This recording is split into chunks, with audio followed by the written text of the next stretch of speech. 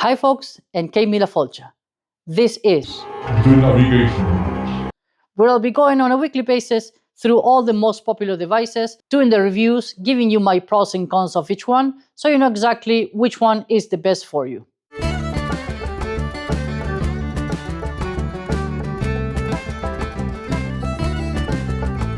First of all, and like always, a quick disclaimer that all the products that you'll see on these reviews have been sent to me for me to test and review. If you use the links down below and the coupon codes, I might get a little bit of a commission out of it. Help a brother out, right? Now, having said that, everything that I say on this video is my own personal and honest opinion, right? I'll give you all the good stuff and the bad stuff and make your own decision, right, based on my own personal experience. Without further ado, let's dive into it. Today, we got a pretty big box from Aoocci. This is the U6 device. It's very powerful. It's like an Android tablet for your bike. The U means universal 6 inches, right? Universal, it's because it doesn't require you to have the BMW nav prep installed on your bike. This will be very helpful if either you don't have the nav prep or you don't have a BMW, right? You can still fit the device just fine. Obviously, not connecting to the nav prep, it means that you won't be able to use it with your Wonder Wheel, but it still has a few tricks, so you can still control the device, no problem whatsoever. Let's open up the box and have a quick look inside. Right, let's dig inside the box, see what's included. I've been testing this unit for quite a while. It does have a little bit of use, so it won't be brand new. We have, first of all, the device itself. 6 inches overall. If you know me, you know that to me, in my personal opinion, 6 inches is about the perfect size for these type of bikes. Get that out of the way, and you'll start seeing how complete this device is. So you have rear and front facing cameras. It will record in full HD both ways, so that's absolutely perfect. You have universal mountings for the bike. TPMS sensors, so in case your bike doesn't have TPMS sensors already included, you can use this. Again, brackets to mount it to your bike. GPS unit, in case you don't want to connect it to your phone. This is like an Android tablet, so it's completely standalone. So I'll use that antenna as a GPS. You have here a little bit of a joystick controller where you can make calls and go to your home, etc. So very handy. If you connect that, you can control that. Your power connector, everything goes there.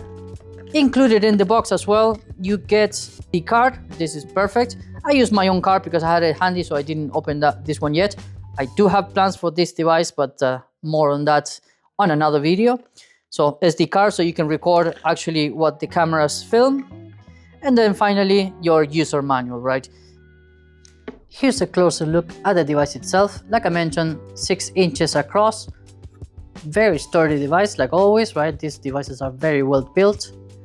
At the bottom, you have your SD card, microphone, and USB Type-C connector.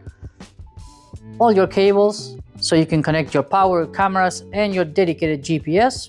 At the back, you do have this different mounting system, right? Which is obviously not the one that we've seen on other devices with the pins for the BMW nav prep. This one, like I mentioned, is universal. You'll use this ball. It has some magnets at the back, and then it connects, it clicks on place. Now, I'm not entirely sure why they've done this type of system, because it's almost like they thought about it to be removable. But then again, you have all these wires connected, and if you're like me, all these wires will be zip tied and kind of hitting away. So even if you are able to unmount it and dismount it from the bike itself, then it will still be attached to the cables. Sure, you can unscrew them and get them out, but it won't be a thing that you can stop at a shop for 5 minutes and remove the device and come back, right? So I guess it will stay, nice and secure with this on your bike. Then connect this to your bars. It will mount on different size of bars, and you can remove this little tab there to make different sizes. And then obviously connect your ball into that. This one I do like because you do have a lot of adjustability, so you can gain the exact angle that you want on your bike depending on where you mount it, right? This device obviously is meant to be used as a standalone Android tablet, right, with every single application. And we'll see this on a second when we turn on the device and look at all the features and everything.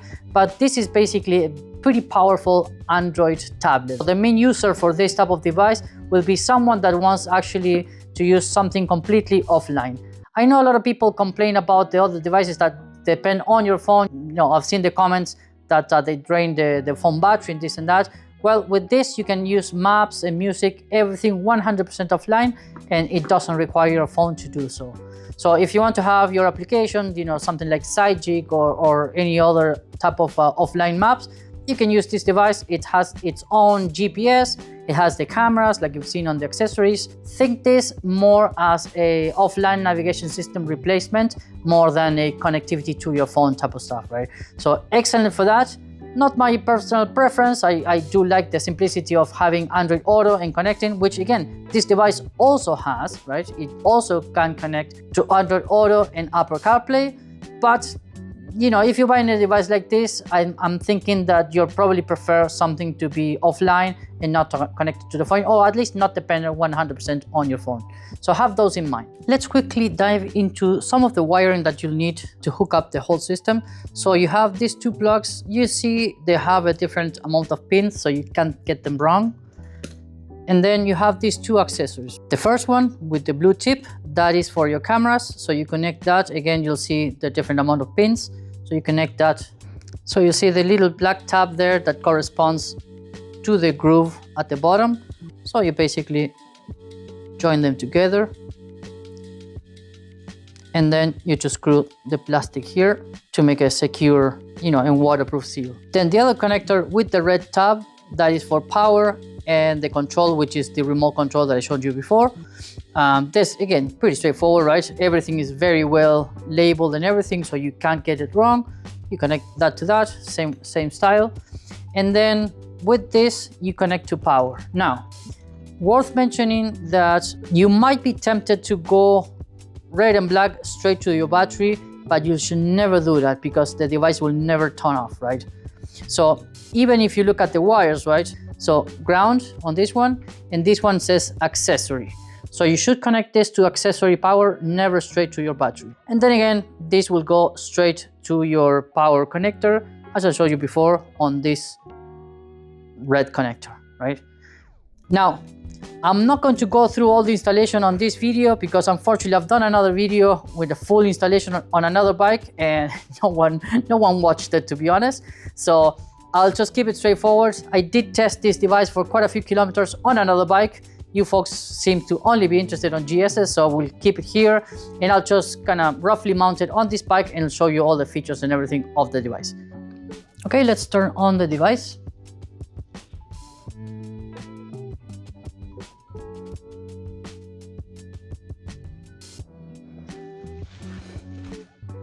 And there you go, device is completely booted up. As I explained before, this is a full-blown Android tablet pretty much, right?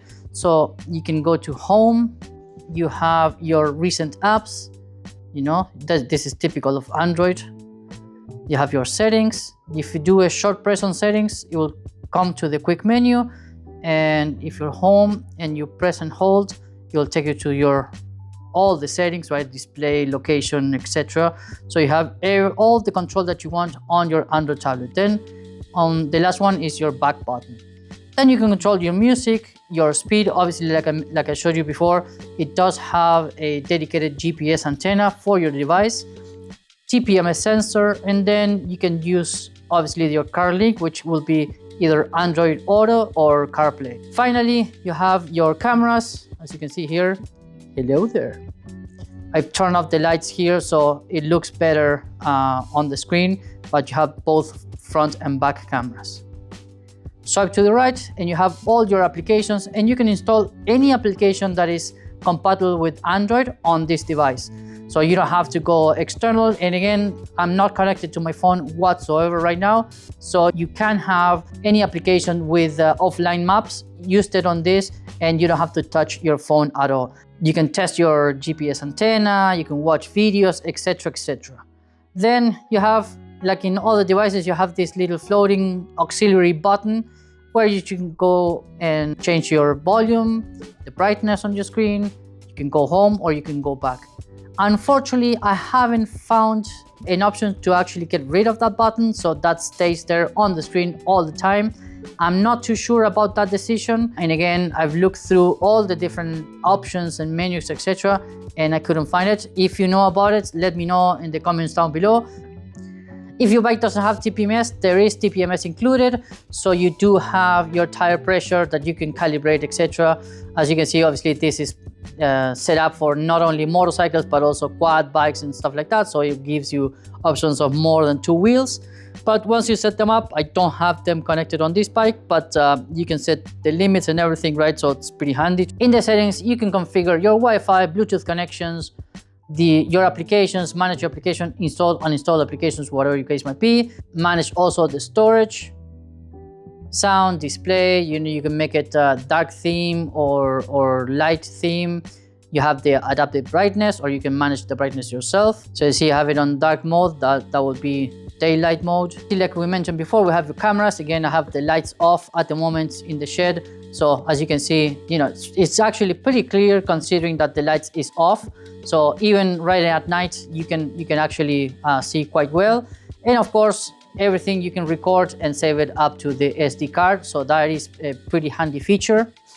I'll show you quickly how it works with Android Auto. So you click on CarLink and then you choose obviously Android Auto in this case. And there you have it. Obviously very straightforward. Like always, you have your music, your map, or depending on what application you use. Then you can switch the screen, go full screen on the map or go full screen on the music, whatever the case might be.